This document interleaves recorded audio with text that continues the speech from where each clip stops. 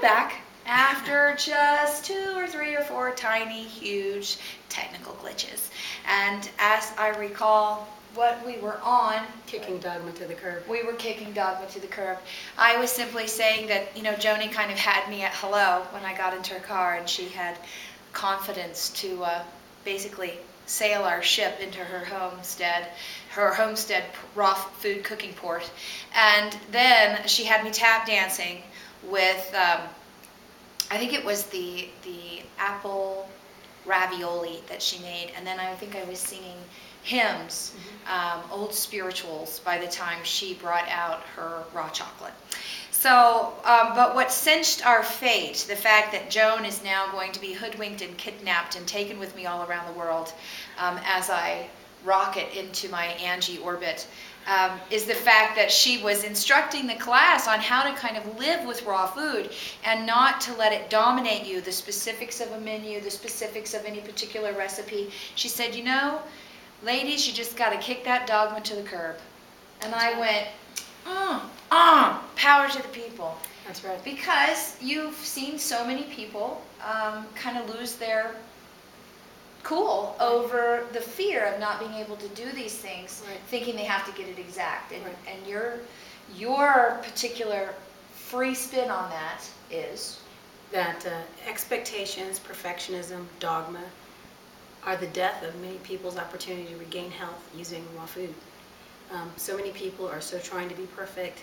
They're so listening to all these other voices rather than to themselves that sometimes they don't even get started. And sometimes they get started for a brief period, they try to be perfect, and then they just quit. And my whole objective, the reason why I do all this, is because I want to help meet people where they are so that they can get to where they need to be using raw food. And that means no dogma. It means not sweating the small stuff.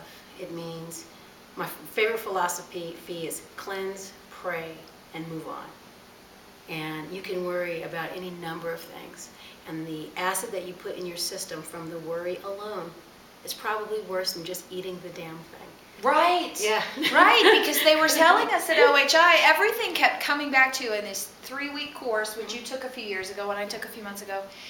They would go through things like, what's happening in your stomach when you're trying to digest meat or versus milk versus, any amount of proteins or vegetables or the starches. And they would tell you what's going on in there. Then they would tell you what other various things do to your system. But what everything kept coming back to was stress.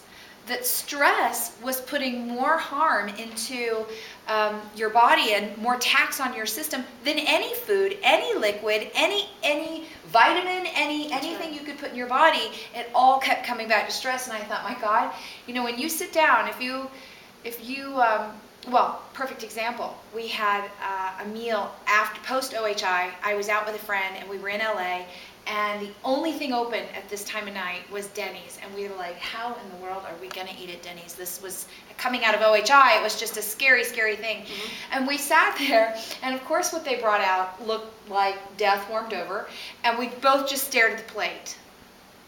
And so there was this crucial moment where we would decide, were we going to get up and walk out and go hungry, or were we going to eat it? Well, we ate it.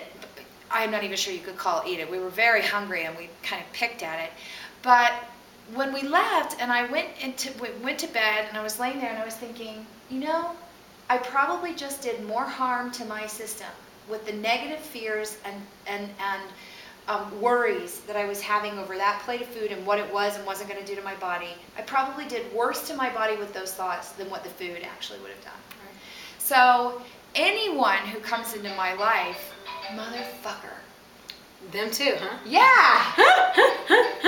You get it going and then you realize you didn't put the phone on mute. Damn it. We'll be fine now.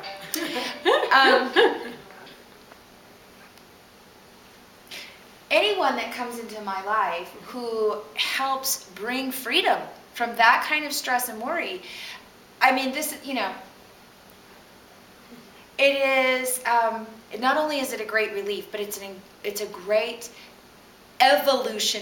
revolutionary tool to teach me and to teach others to listen to their bodies and listen to their intuition, and don't just listen to the teaching.